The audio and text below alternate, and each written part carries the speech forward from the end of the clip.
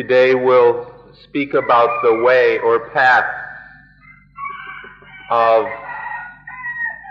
reaching or getting to Athammayata in particular. We'll speak particularly about this path. We mentioned previously that Anapanasati is the complete system of practice which is the most efficient way of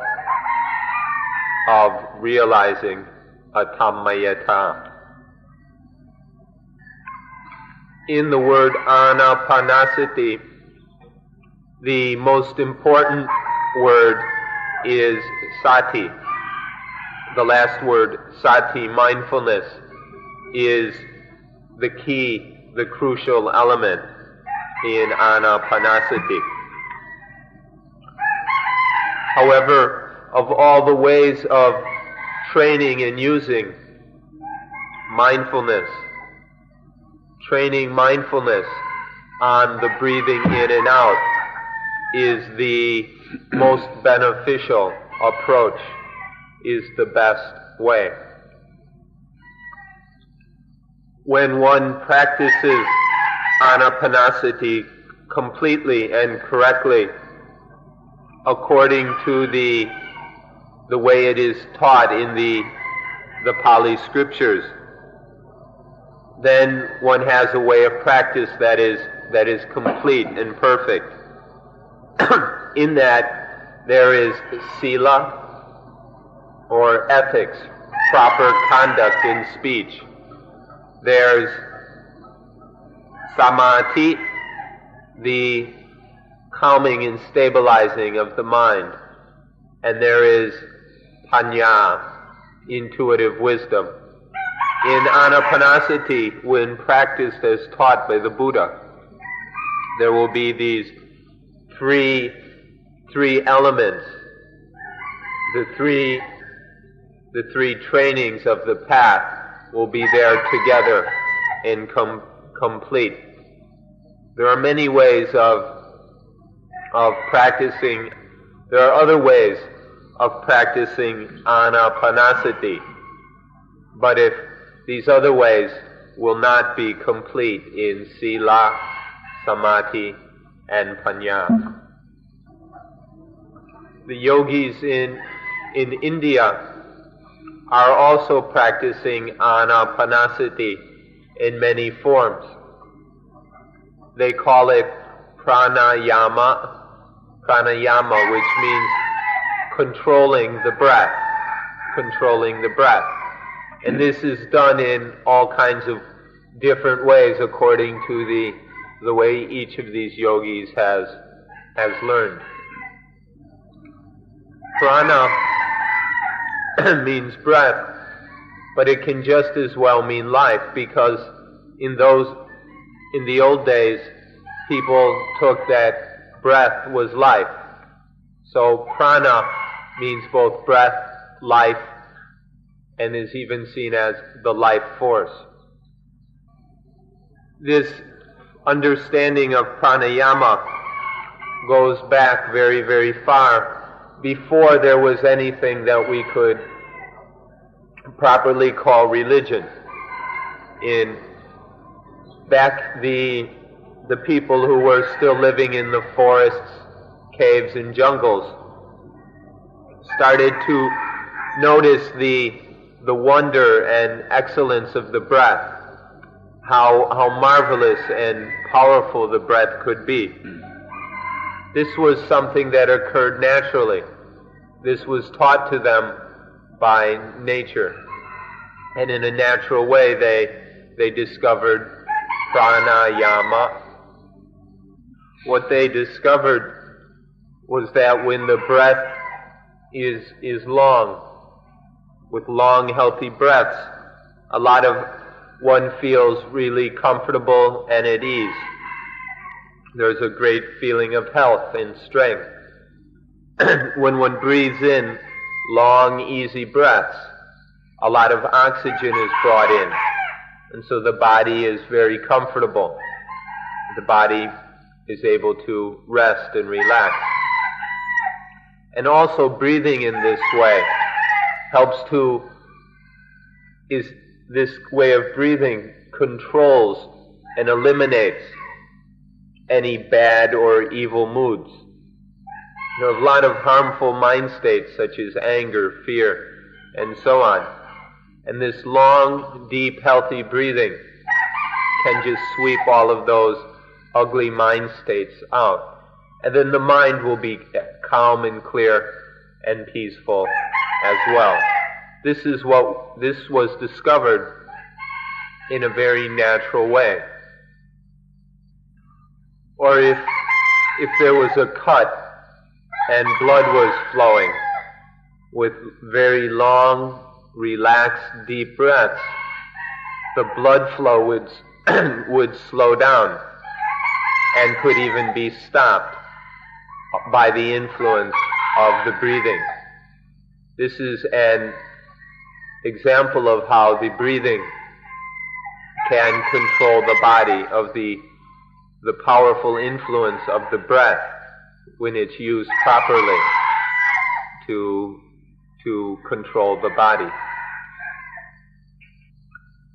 The breathing has various physical effects on the body, as we've mentioned, including it lowers the blood pressure.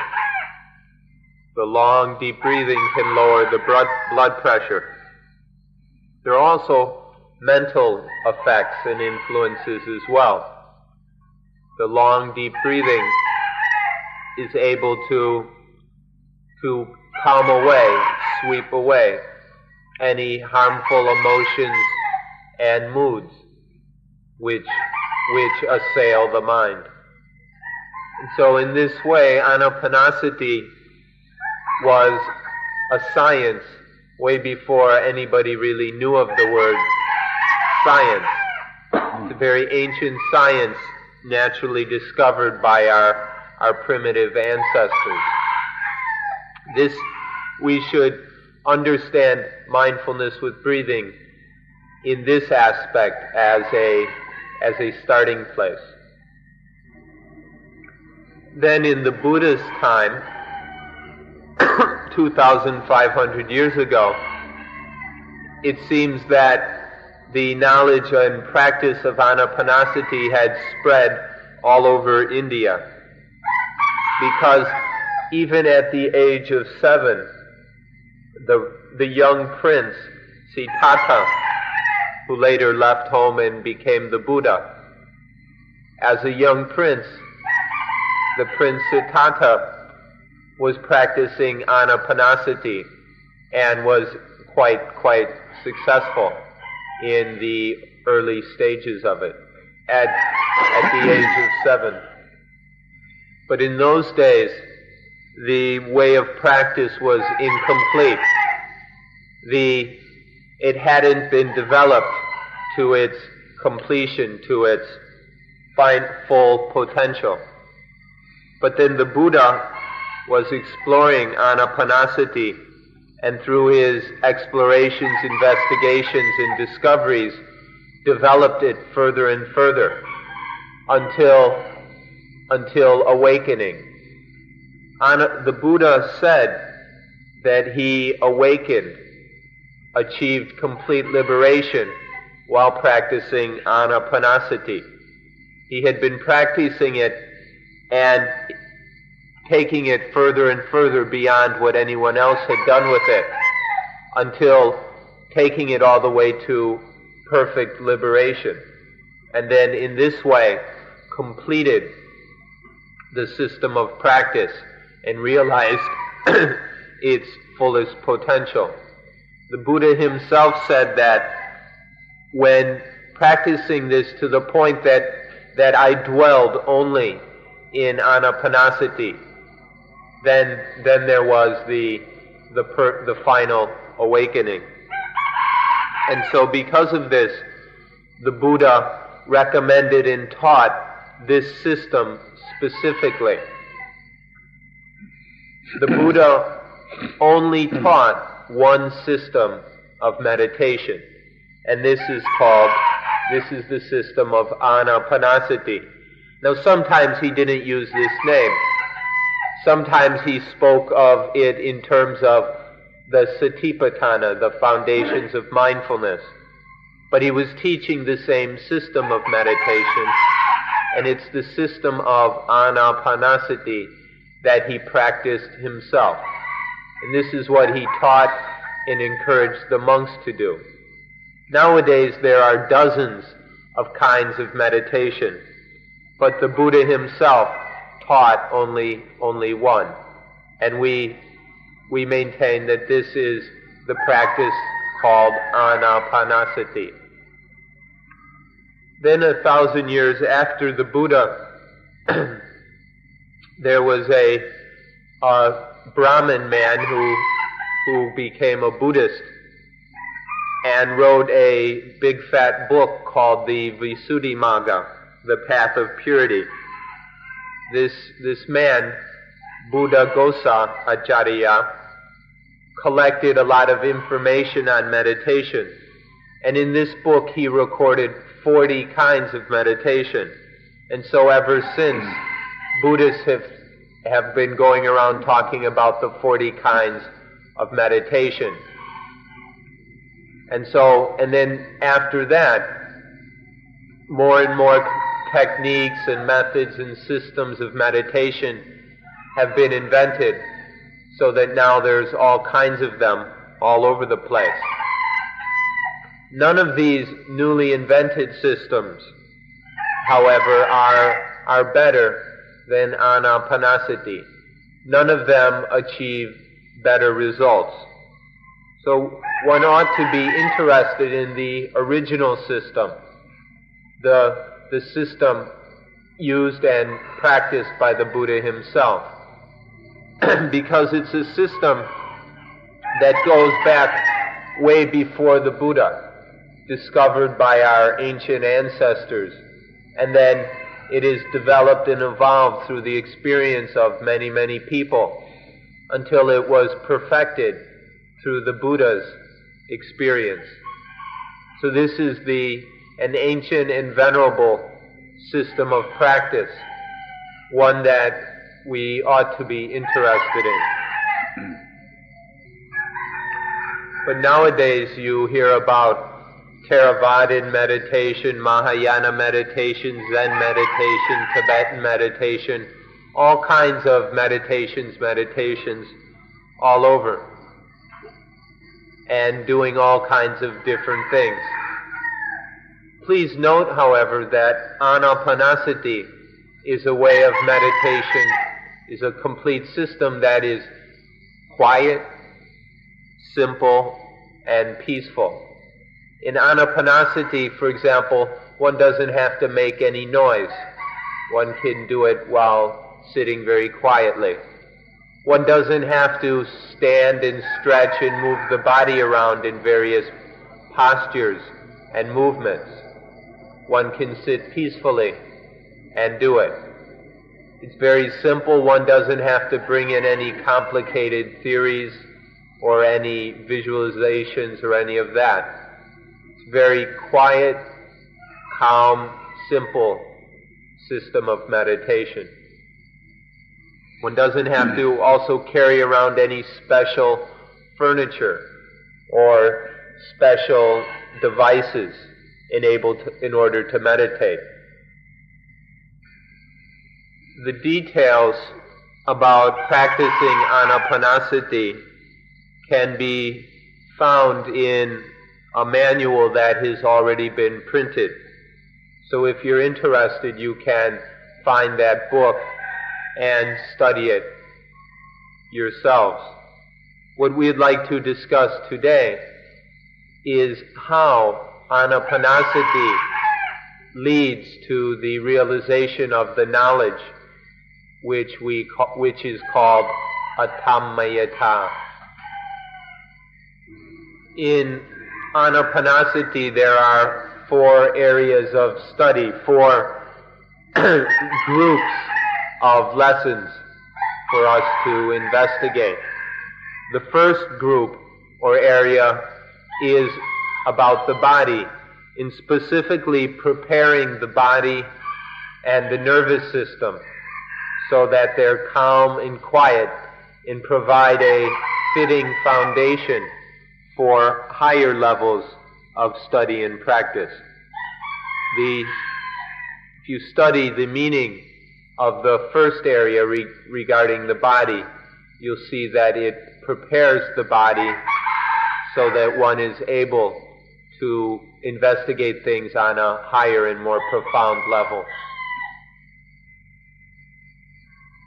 The second area helps us to know how the mind relates to the body, how the body and mind are interrelated, and then to lessen the ability of that relationship, that association, to concoct the mind.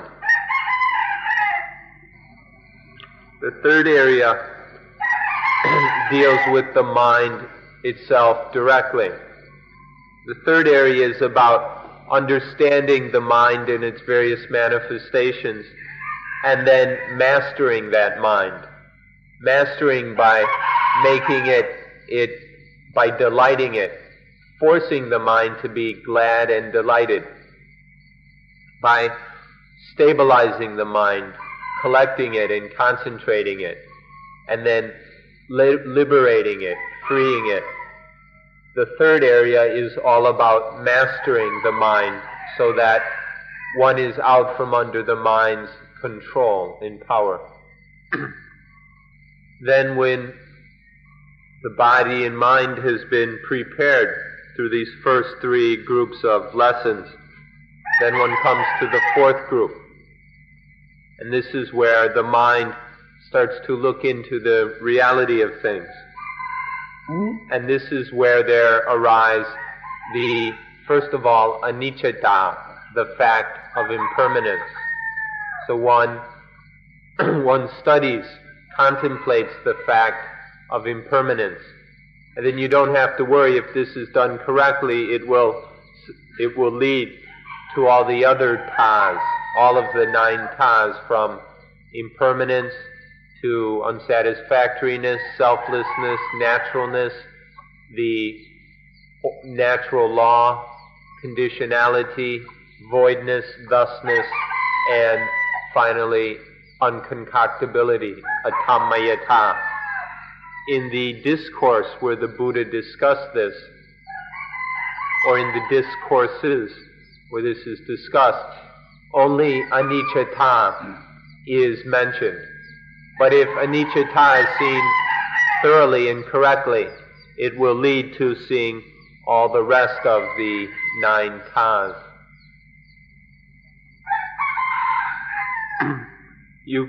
The first 3 areas of training are essentially the development of samadhi, developing the mind's strength, clarity, and power.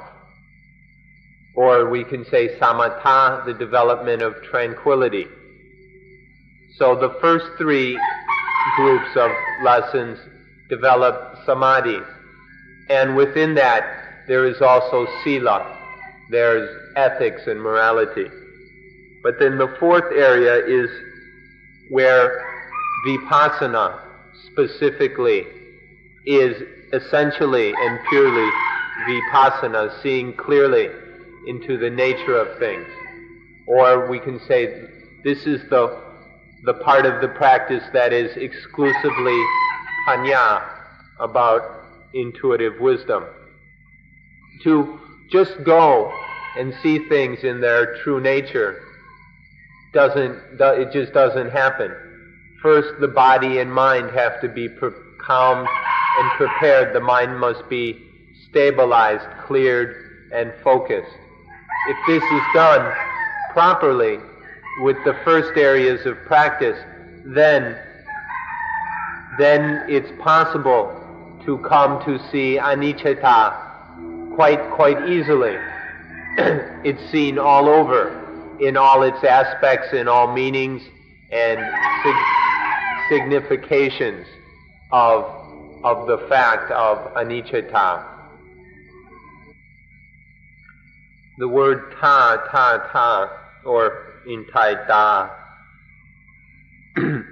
in Pali merely means state of being, the state of being. But coincidentally, this word in Thai, same sounding spelling, means I, the thing we see with, E-Y-E. So in Thai, da means I, or eyes. And so in Pali, the 9 tas are the 9 states of being, but in Thai, they're the 9 eyes. And this is 9 ways of seeing reality, 9 ways of seeing the truth, or 9, we can say the 9 insights, the 9 vipassana. The mind is prepared correctly, then these 9 eyes arise and enable one to see things as they really are, which is the meaning of vipassana. When anicca, the fact of impermanence, is seen thoroughly, then there is all 9 of these tas. When all 9 eyes arise, then there is what we call virakka. There's the fading away of ignorance. When all these 9 eyes are there, then ignorance fades away, and the defilements fade away. Attachment fades away, and dukkha fades away. Virakka means fading away. So there's this fading away of dukkha and all the things associated with dukkha, all the causes of dukkha. It's just like the dye used to dye cloth, the color used to dye cloth. If you keep pouring water into this color, this dye, then it becomes lighter and lighter and lighter. It fades and fades. And so this is what happens once the 9 eyes arise. This fading away of dukkha and the causes of dukkha is the activity of atthamayata working. All these 9 eyes culminating in atthamayata, and then the activity of them working is this fading away. Once there is this fading away, then there is a quenching. There's the quenching of dukkha. Dukkha is quenched. And then there's the quenching of defilements. And there is the quenching of attachment, which is the cause of defilements in dukkha. And there's the quenching of ignorance, which is the ultimate cause of all dukkha. So this is the results of the activity of atthamayata. The result, the fruit of atthamayata's working is this quenching of dukkha, of attachment, of ignorance. This quenching is called nirodha, which means quenching, extinguishing, to put out all these fires so that there is coolness. And this nirodha is a synonym for nibbana. Nibbana means coolness. Nirodha is the quenching, and when things are fully quenched, they are cool. Not cold, but cool. The 4th lesson in this last area of study, the study of Dhamma, is called Patinitsakha. And this is where one has finished all the duties, all the things that need to be done have been completed. All attachment has ended, all suffering has been quenched, there is no more ignorance, all positive and negative has disappeared, having been illusions in the first place. And then there is nothing to do except acknowledge that none of these things are mine or are me or ever were.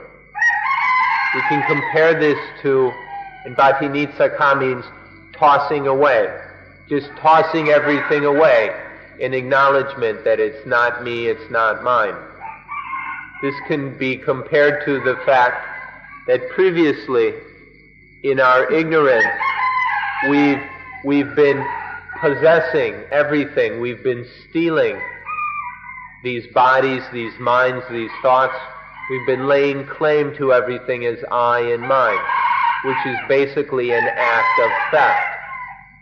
But through the fading away of ignorance, we realize the stupidity of possessing these bodies and minds and everything else, and then just toss it all back. Toss it all back to nature, the rightful owner. This is called Bhattinitsaka, which is the fourth lesson and the final lesson of Anapanasati. An easy way to remember this is that we are thieves. We are thieves and have been thieves all our life. We're constantly stealing things, taking them to be I or mine. And because of this constant thieving, there also must be punishment. And the punishment is dukkha. Dukkha, I'm not talking about physical dukkha, but real dukkha. With this punishment of dukkha, we finally start to learn that something's wrong. And through the using anapanasati to delve deeper and deeper into the situation and the problems leads to atammayata. And then this cuts through all the attachments and ignorance until one realizes, oh, I've gone and been a thief all my life, foolishly stealing all these things from their rightful owner. Now, let's throw them all back. And so we throw everything back to nature. Throwing back is a better word. A minute ago I said throwing away, which is actually another word, wotsaka. Bhattinitsaka means throwing back. We don't just toss things away, but we throw it back, acknowledging that all of these things belong to nature, to Dhamma. We've now taken an overview of the system of practice called Anapanasati, and it briefly shown how it leads to the full understanding and realization of atammayata, of unconcoctability. This is one structure, one way of explaining how this occurs. There's a different way of talking about it, and this is what we'll go into next. We'd like to talk about the Ariya Atankikama, the Noble Eight-Factored Path. The Noble Eightfold Path, or the Noble Eight-Factored Path, is something that has been discussed in many places, and so you can read about it in books, both by us and other places. It's not very difficult. The Noble Eightfold Path is one path or way of life, but to understand it more fully, it's explained in terms of its 8 factors: right understanding, right aspiration, right speech, right action, right livelihood, right effort, right mindfulness, and right samadhi, right concentration. These 8 factors cannot be separated. In fact, it's one path because it's just one life. When one maintains life, lives life, according to this Noble Eightfold Path, then there will be a Dhammayata all the time. The effect of following the Noble Eightfold Path, not in the future but right now, the effect right now is a Dhammayata, whenever the path is full and perfect. The essence of this is that it is correct and right. For it to be the Noble Eightfold Path, there must be correctness and rightness. This is very important. Often people forget about the correctness part, and so they never have the path. They never understand what is meant by the path.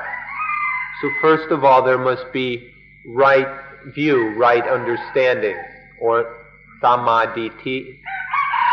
Samadhi is the way of looking at things, the way of understanding things, all our beliefs and views, as well as our ideals. All of these are correct. All these understandings are correct. Then this leads to right aspiration. Our aims, our goals, our needs are all correct. And then following this there is right speech. Speech is always correct. Right action and right livelihood, the way we maintain life, the way we go about getting the physical, the material and mental necessities of life. This is done correctly. Then there's right effort, doing one's best, putting full energy into everything one does, but doing so correctly. And then right mindfulness, mindful of the right things in the right way. This must be correct. And then finally, right samadhi, right concentration, where the mind is stabilized, collected, and focused in the right way, correctly. If all of these are correct, then they fit together into one correct whole. And that's what we call the Noble Eightfold Path. This is what leads to a Dhammayata. When all of these 8 factors are correct, then they come together in a whole. It's incredibly powerful. You don't just have 8 separate things kind of working on their own, but when the energy of all 8 of these factors come together, you've got 8 times the power and the strength. When all the factors are an integrated whole, very powerful whole, then it's given another name in the Pali. There are places where it's called Ariya Mati with 7 attendants. 7 attendants or supporters. The last factor is Samadhi, which is often translated concentration. But the refined levels of concentration always have equanimity at their heart, the mind that is completely balanced in a clear equilibrium. So we could call it excellent right equilibrium with 7 attendants. The word Ariya means excellent, superb, noble. And so the path is also called excellent right equanimity with 7 attendants. Or you could call it noble right concentration with 7 supporters. And please don't go and think that there are 8 paths. To think that there are 8 paths or many paths is to completely misunderstand. There's only one path. So please don't go and confuse the words 8-fold or 8-factored and think there are 8 paths. There's only one path. Please don't fall into the confusion of many people, even in Thailand, who've been Buddhists for hundreds of years, and they still misunderstand this. There's only one path. If you've got 8 paths, you'll never know which one to choose, and you'll never get anywhere. So it's understand it as one path which has 8 components, or you could see it that has 8 qualities. This single path has these 8 qualities to it. An easy way to see it is to talk about it in more physical terms. Someone's going on a journey. We need a correct map of where we are and where we're going. We need the right kind of aim, desire to travel. We need to have food and all the physical material supports needed for that journey. There needs to be restraint and safety in one's speech and conduct. There always has to be right effort to get anywhere, to travel. There must always be, we always have to put effort into it, but it has to be the right kind of effort. There must be awareness of where one is, where one's going, and awareness, mindfulness of anything that meets us along the way. And then there must always be the focus. The mind must be stable and focused on its destination. So all of these, so it's one path that has these 8 qualifications or qualities to it. If any of these qualities are missing, the path will not lead to the correct goal. When the 8 qualities are complete and full, and the path is whole, then there arises a 9th factor. Once the 8 factors are full and complete, there arises the 9th factor, which is called sammayana, or right knowledge. Except be careful, it's knowledge for most of us has a very petty and trivial meaning. But here, jnana means knowledge that is correct, complete, knowing what must be known, what needs to be known. So it's complete knowledge, or full knowledge, perfect knowledge. This is the result of the path becoming whole. The 9th factor is this right insight knowledge. This word knowledge here is basically a synonym for panya, intuitive wisdom, or vipassana, insight. So it's this insight knowledge, this thorough insight knowledge is what results as the 9th factor. And in this there is attammayata. This itself is attammayata. And then the result of this, of attammayata, is the 10th factor, which is called sama-vimutti. Vimutti or vimutti with a V, which means right emancipation, or even right salvation. When there is attammayata, it cuts through everything that is trapping, that is tying up the mind, or we could say life, and then the mind is emancipated from all its bonds, from all bondage, all prisons, from all dukkha. This is the result of the realization of attammayata.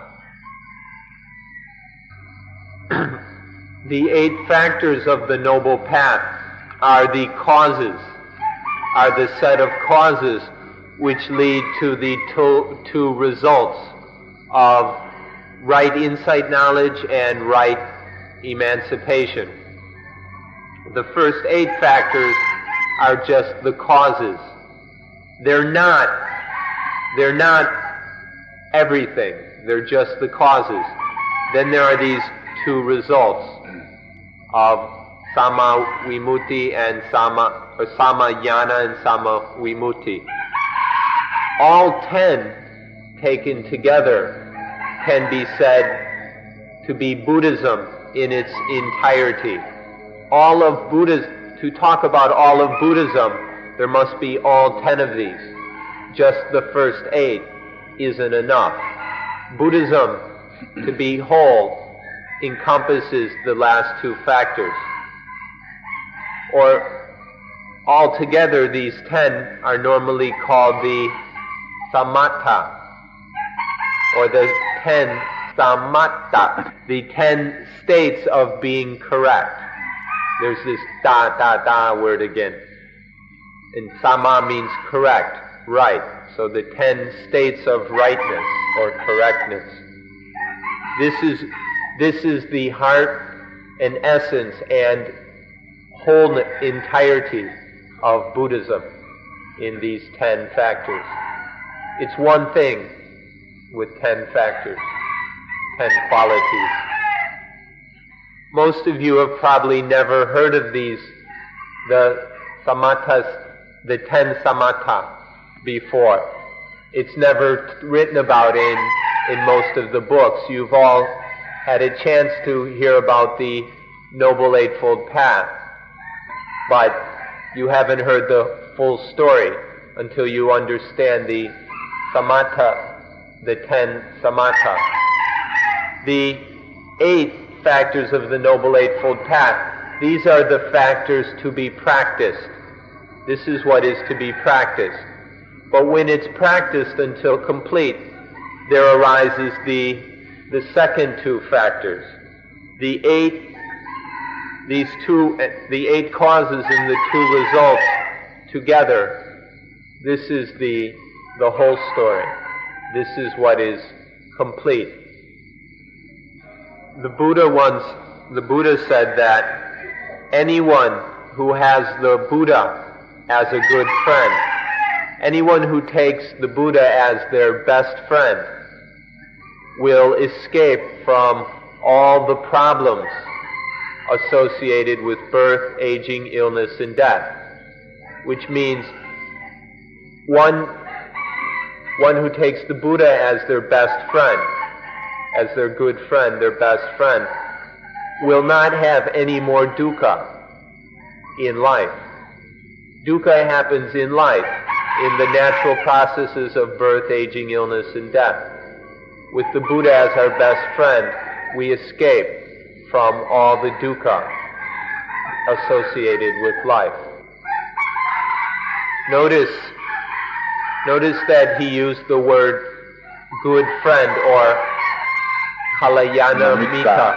Mita means friend. Kalayana means good, beautiful, splendid, noble. So the Buddha used the word good friend. This is very important, the emphasis on a friend. He didn't use the word teacher, guru, master, boss, or owner, or priest, or any of these words. He just used the word good friend. And the meaning here is very, very special. If one takes the Buddha not as one's master or teacher, but as one's good friend, then one escapes from birth, aging, illness, and death. These things are no longer any problems for us. There's no dukkha in these natural processes of life. But look around us nowadays. We're hardly ever good friends anymore. The relationship is hardly ever one of being a good friend like the Buddha recommended. Instead, there are teachers, there are masters, there are bosses, people giving orders, and all kinds of things. please give a lot of consideration to the fact that the Buddha referred to himself not as a teacher or master, but as a good friend. And that if we take the Buddha as this good friend, we escape from all the problems of birth, aging, illness, and death.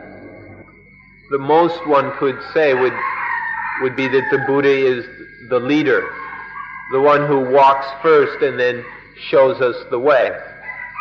But in no way is the Buddha a dictator or an authority telling us what to do, trying to force us into anything. Buddha just shows the way for those who want to walk. And the Buddha said when one has him as their good friend, then one has the 10 samatha. If one really has the Buddha as your best friend, then all 10 samatha are there, all 10 complete and full. There's both atamayata and the fruits of atamayata and things, and it's all finished. The story is over. Whether by living with anapanasati, by using anapanasati as our way of living, or by taking the Noble Eightfold Path, the excellent eight-factored path, as our way of living. Either way, then we have the best friends that one can find. The four friends of sati, mindfulness, panya, intuitive wisdom, sampajanya, implied insight, applied insight, and samadhi, the concentrated, stabilized, equanimous mind. When we have all four of these friends, by living correctly, then there are no problems. We are safe from all dangers, both physical and mental. If we would like some holy water that cleanses away our sins, like they talk about in Christianity and in Hinduism. If we would like to have this, the Buddha said that you can. The best water for washing and cleansing away sins is the 10 samatha. The Buddha, or suppose we have eaten something poisonous, something very harmful, and it's in our stomach and intestines. The Buddha said that if we would need a purgative to clean it out, or something to make us vomit it up, the Buddha said that the 10 samatha are this purgative that flushes out everything foul, poisonous, and harmful. It's a vomitory, a medicine that makes us vomit up everything which is harmful, dangerous, dirty. And so these are some metaphors the Buddha used for the 10 states of rightness. They're the best friend one can have. They're the water that washes away all sins. They're the purgative that flushes out everything foul and dangerous. They're the vomitory that makes us throw up all the poison in us. Because there is atamayata in these 10 samatha, only because there's atamayata in these 10, are they able to flush out all the poison, throw up all the garbage, and wash away all the sins, only because of atamayata in those 10 states of rightness. We've been looking at the results of atamayata. If one understands the results and effects of atamayata, then you will understand atamayata itself. So we've been looking at these results in order that you will better know what atamayata is. Whether Theravada Buddhism, Mahayana Buddhism, Zen Buddhism, Tibetan Buddhism, no matter what form or version of Buddhism it is, if something is truly Buddhism, it teaches that all suffering arises from attachment to the 5 khandhas. The 5 khandhas are the 5 fundamental functions of human life, both the physical and mental processes that together make up human life. If we grasp at these as I and mine, then suffering arises immediately. To free life from suffering, one must cut these attachments to the 5 khandhas. That doesn't mean killing oneself or anything. It means just stopping the foolishness of attaching to things as I and mine. This is taught in all schools of Buddhism. So in fact, we don't need all the different schools of Buddhism. There's just one Buddhism, this essence of Buddhism that teaches all suffering comes from attaching to the 5 khandhas. Stop that attaching, and there's no suffering. If anything doesn't teach this, then it's not Buddhism. But anything, no matter what's going on the surface, if this is the core teaching, then this itself is the essence of Buddhism. And in that, you can see once again, atamayata is what allows us to cut off those attachments to the 5 khandhas, so that life is free, so that there's no suffering anymore. If there's no atamayata, then there's no Buddhism. If there's no atamayata in something, then that thing isn't Buddhism. Because then there's nothing to cut through the attachments and free one from dukkha. There's no Buddhism in it, and it isn't Buddhism without atamayata. There's no perfect awakening, and there would be no Buddha. There's no Buddha without atamayata. There's no ultramundane. There's no transcendence of the world without atamayata.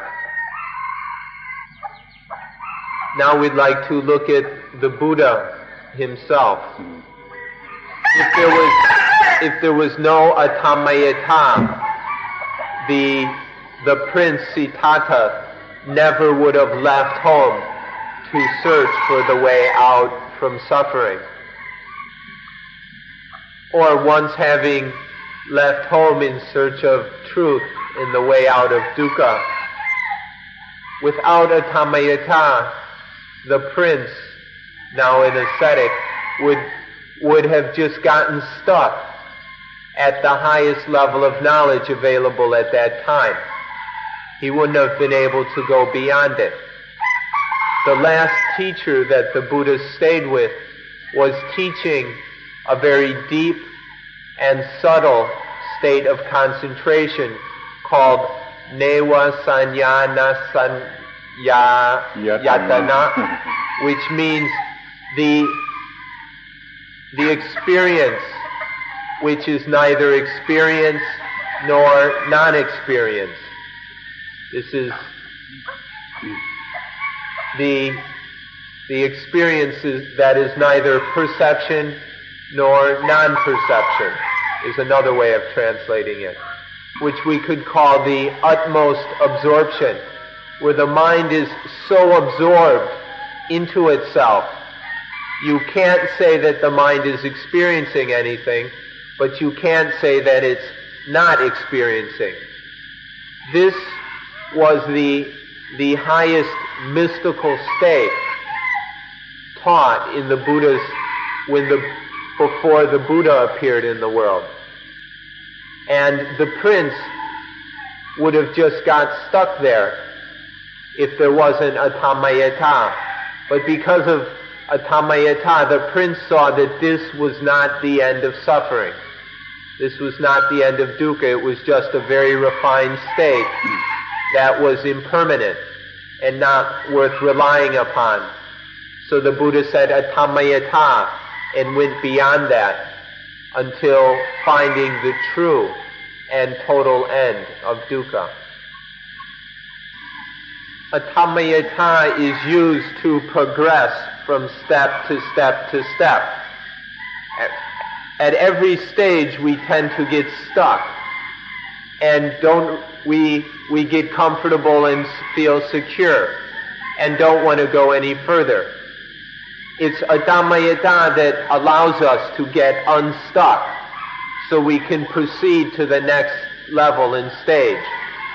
If Atamayata keeps releasing us from the current stage, then we can go further and further until we are beyond all stages, when we have transcended all levels and all conditions. Any stage or level is just a condition, and there's dukkha in that condition.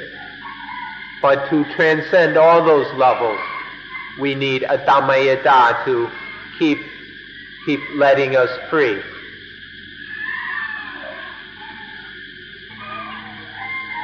Everything has what we call its atsada,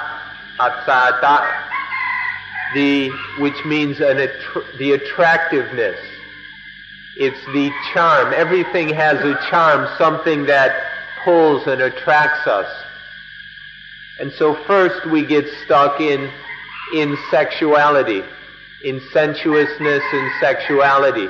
It has an attractiveness, a deliciousness, and we get stuck in that.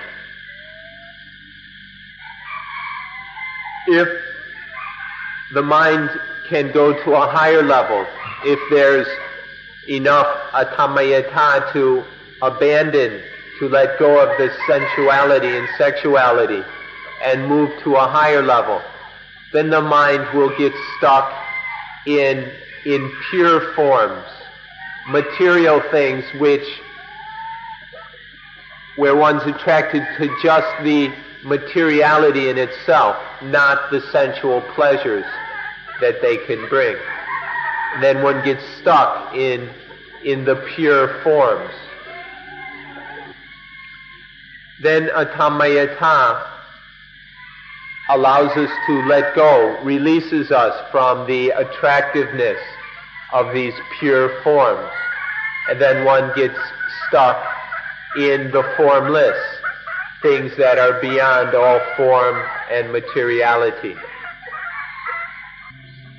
But even these formless things like beauty, truth, justice, love, all these beautiful ideas, all these formless concepts, even these are impermanent and are dukkha. And so it eventually is too much for the mind. It's still concocting suffering. And so there is a Atamayata that releases the mind from the attractiveness of these formless things. And then the mind goes beyond all conditions. The sensual, the pure form, and the formless, these are all just conditions. They're just all states for ego to arise. And Adhamayata releases the mind from all of that. So Adhamayata releases the mind so that it can rise above all these conditions, be free of all these conditions, and transcend the entire universe, to be above and no longer trapped within the universe. This in Pali is called, that state of being beyond all conditions is called Nirodha. It's the quenching of all dukkha, the quenching of all states and conditions. This is another name for Nibbana, perfect coolness. This quenching or coolness of Nibbana doesn't have any attractiveness. It doesn't have any condition in any way whatsoever.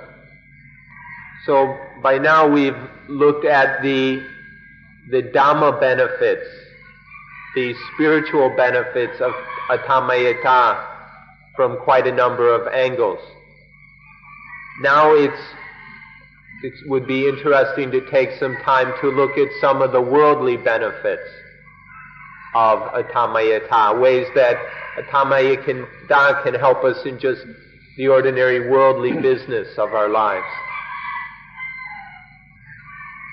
Any woman who has Adhamayata can't be tricked by any man. No man will be able to make you fall in love.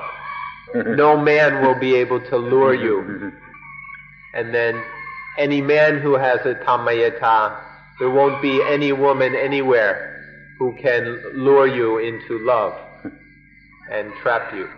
So you don't turn into anyone's bait. So this is a very worldly benefit of Adhamayata. One won't be the victim of all the advertising and deception that's filling up the world. There's no way that one will be a victim of any of that trickery and deception.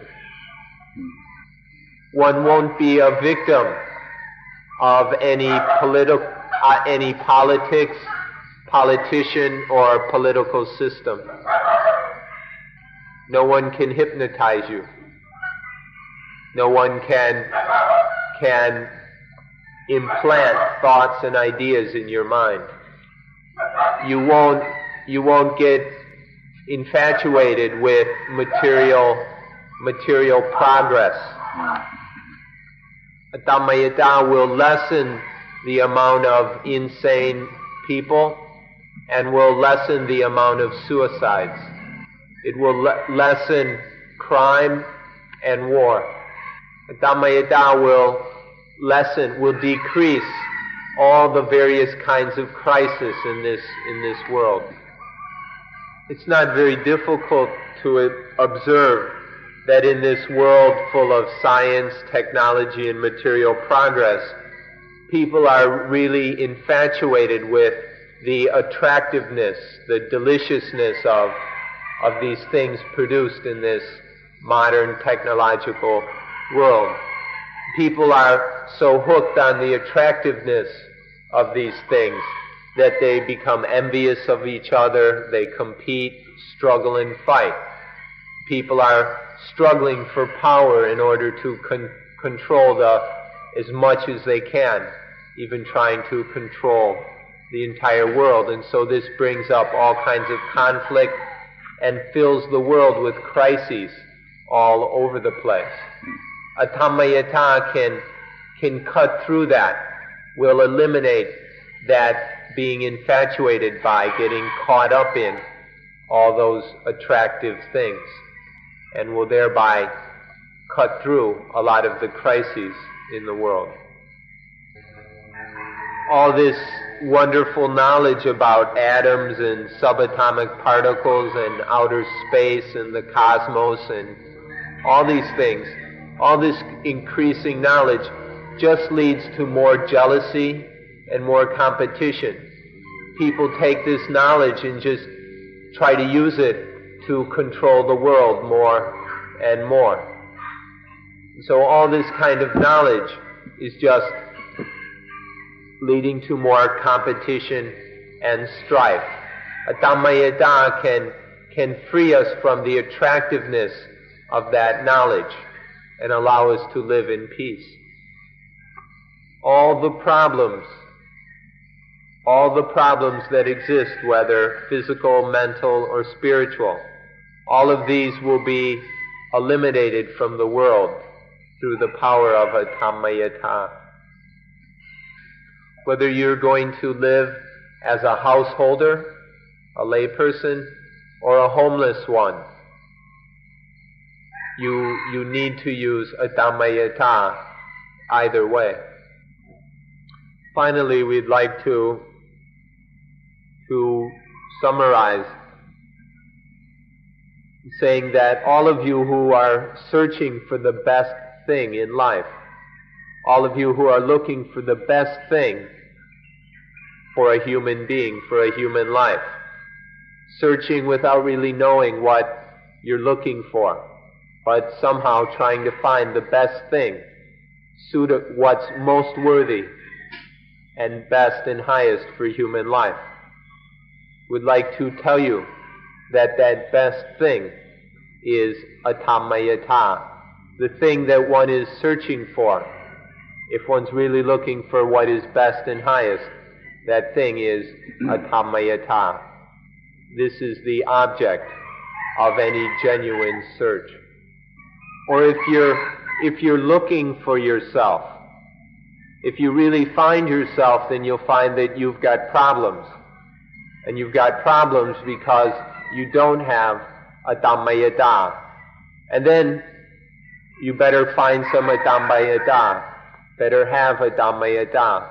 And when one has a Dhammayata, then there are no more problems. So it's a good thing to look for oneself.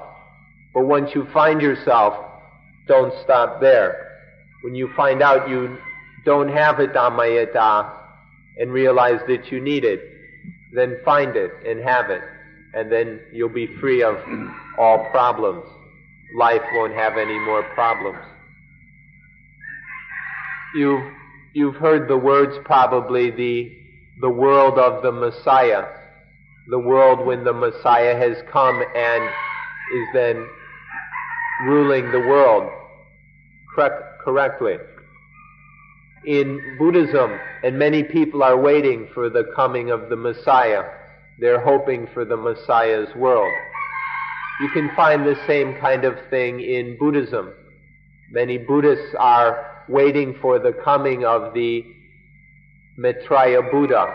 They talk about Sri Arya Maitreya coming, and then there will be a world of universal love and peace and kindness. This idea appears in Buddhism, in Hinduism, in Christianity. You ought to know that when a Dhammayata comes, then there is the Messiah.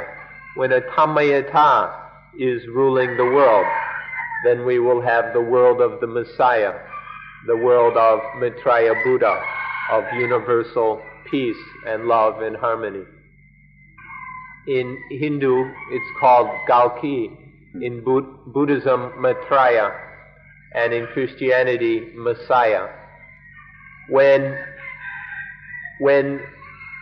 a Dhammayata is controlling the world, when the world is under the influence of a Dhammayata, then there are no defilements. When there aren't any defilements, then there is peace. And so Dhamma is running the world through a Dhammayata. A Dhammayata is like a spaceship which lifts us out of hell and takes us up to heaven. And then a Dhammayata, this is the spaceship which lifts us out of heaven and takes us beyond all worlds, takes us beyond the universe, beyond any condition, to where there's complete complete freedom.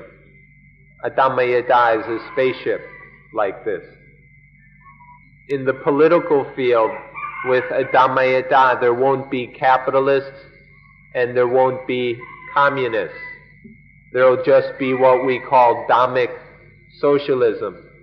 Everybody loves each other and works together for the common good, for the good of society. And so society is run through Dhamma rather than these conflicting political ideologies. There are not these opposite ideologies anymore. Adammayata has cut through them. And then everyone is just working together with kindness and love for the good of all. This is what we call Dhammic socialism. Everyone in the universe are our friends in birth, aging, illness, and death. All of us share these fundamental experiences of birth, aging, illness, and death. So in fact, we're all one. We're all one friend. And so where are you going to find an enemy or an opposite? In the Al-Quran of Islam, it says that all human beings in the universe are just one human being. That can't happen without Adammayata. If there is a Dhammayata, then all human beings are one immediately. We very desperately need to create understanding among all religions. This is a very important objective. And so we need to use Adammayata to eliminate all the conflict and opposition so that all religions can work together to truly help humanity. We need Adammayata to eliminate any of the conflicts and the oppositions between human beings and celestial beings, or between the poor and the rich, and whatever. Adammayata is necessary to cut through any opposition, any conflict, any competition. We can compare Adammayata to an ambrosia, an eternal elixir, that if we drink this elixir of Adammayata, then we will never die. So the Christians have this word, the Hindus have this word, and the Buddhists have this word. The Amrita water, the water of deathlessness, or the ambrosia, the elixir of life, of eternal. So we ask all of you, we implore all of you to study Adammayata the best you can and practice Adammayata completely and fully, and so that you have Adammayata and there are no more problems, no more dukkha in this life. So allow us to end these lectures on Adammayata. And once again, we'd like to thank you for being very good and patient listeners.